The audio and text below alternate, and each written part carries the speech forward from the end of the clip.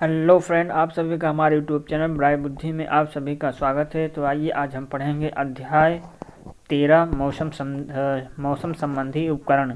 यह class 7th की SCERT Bihar board की बुक भूगोल की एनालिसिस चल रही है। तो ये लास्ट चैप्टर होगा और ये बुक भी समाप्त हो जाएगा। तो हम किसी और नए बुक में भी अगले दिन एनालिसिस कराएंगे। तो आइए आज हम केवल पढ़ते हैं मौसम संबंधी उपकरण। इससे पहले हमने अध्याय 12 तक के समाप्त कर चुका हूं। तो आप हमारे playlist SCERT Bihar board class 7 के भूगोल में जाकर के शेष अध्याय को कंप्लीट कर सकते हैं। वीडियो में अच्छा लगे तो लाइक कमेंट शेयर अब जरूर कीजिए और जो पहली बार देख रहे हों वो चैनल को सब्सक्राइब करके बेल घंटी जरूर बजाएं। तो चलिए शुरू करते हैं।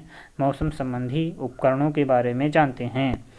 पवन, राजू, मीना और इकबाल रेहाना मैदान में खेल रहे थे। सभी एक दूसरे के पीछे दौड़ रहे थे। अचानक रेहाना रुक गई। उसने कहा, मुझे तो जोरों की प्यास लग रही है। सभी वहीं रुक गए। राजू बोला, गर्मी भी तो बहुत पड़ रही है। मीना बोल पड़ी, कितनी तेज धूप है। चलो अब घर चले, नहीं तो मम्मी की डांट खानी पड़ेगी। पवन बोला, मैंने आज के अखबार में पढ़ा है कि आज का तापमान 46 डिग्री सेल्सियस है।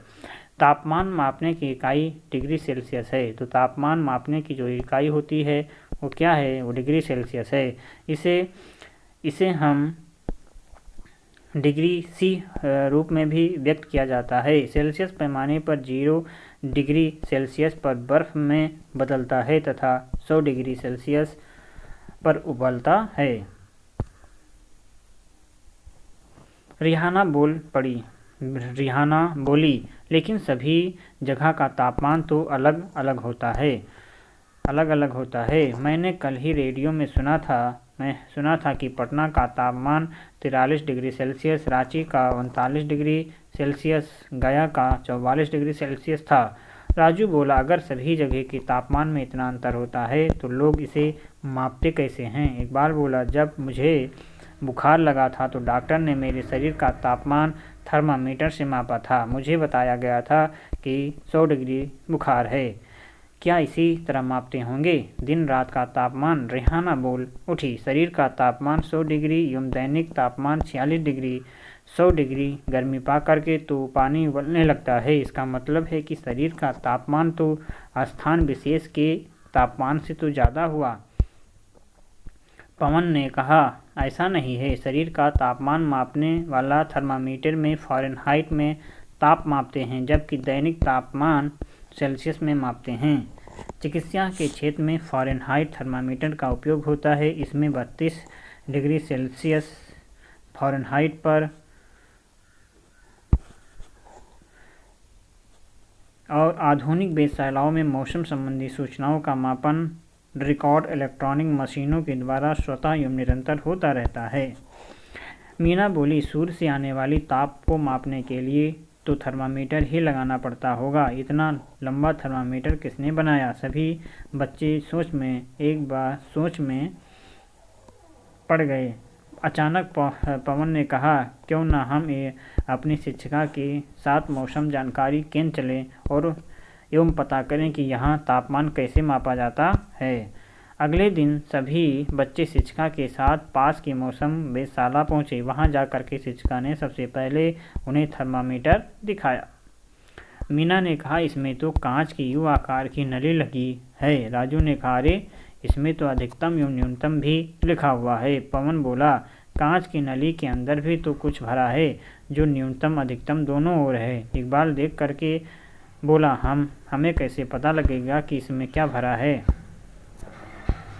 शिक्षिका ने बताया, इसमें अल्कोहल एवं पारा भरा है। उन्होंने बच्चों से पूछा, बच्चों बताइए, पारा तथा अल्कोहल कहाँ से कहाँ तक है? पवन ने थर्मामीटर देख करके कहा कि इसमें तो नीचे के भाग में पारा भरा है तथा ऊपर के दोनों सिरों की ओर अल्कोहल।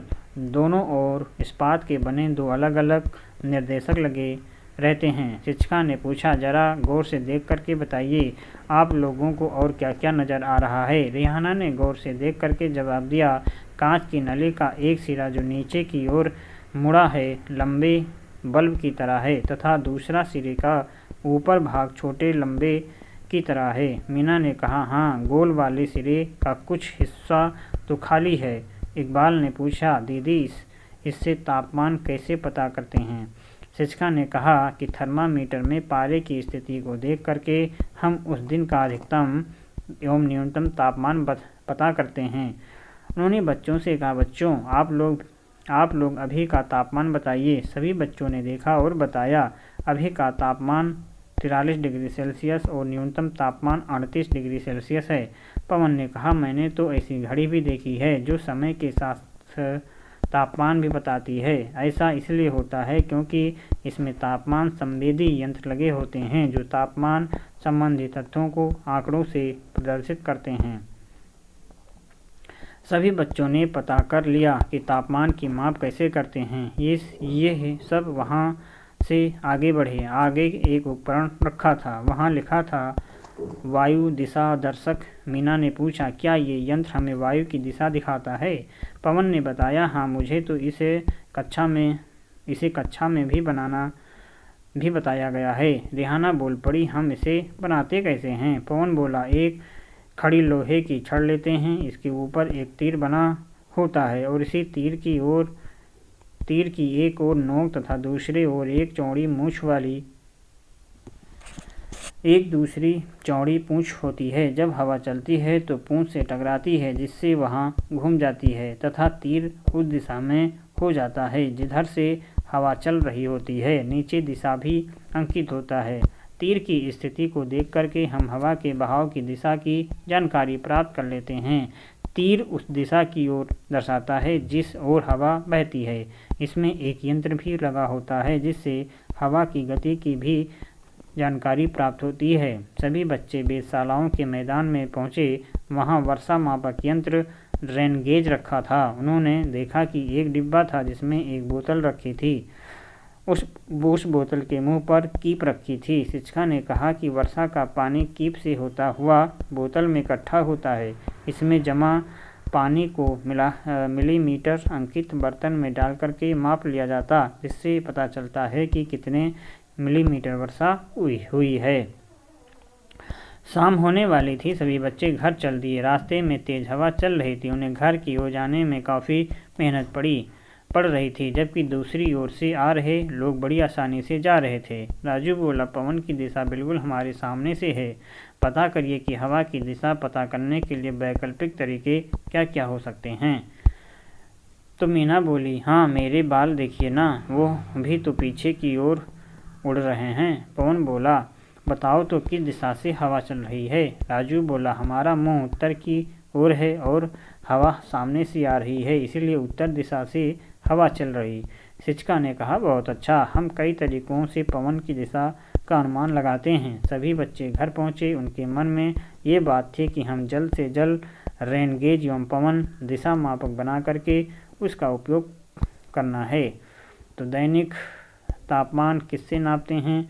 शरीर का तापमान किससे नापते हैं? वायु दिशा दर्शक में तीर की पूंछ डॉट की दिशा में हो जाता है। वर्षा की मात्रा किससे मापते हैं? रेन गेज क्या है? वर्षा की मात्रा है। थर्मामीटर ये तापमान है और विद्वेन पवन की दिशा है। तो यहाँ पर रेन गेज, वर्षा और तापमान। इसी के साथ ही हमारा अध्याय भी आज समाप्त होता है। अध्याय के साथ SCERT Bihar board class 7th की भूगोल की बुक भी यहाँ आज से समाप्त होती है। तो अब हम एक नया बुक क्लास 7th का ही स्टार्ट करेंगे। और वीडियो अच्छा लग रहा है तो लाइक, कमेंट, शेयर जरूर कीजिए तथा हित मित्र दोस्तों के साथ। तो ये हमारा इस बुक का लास्ट चैप्टर भी था।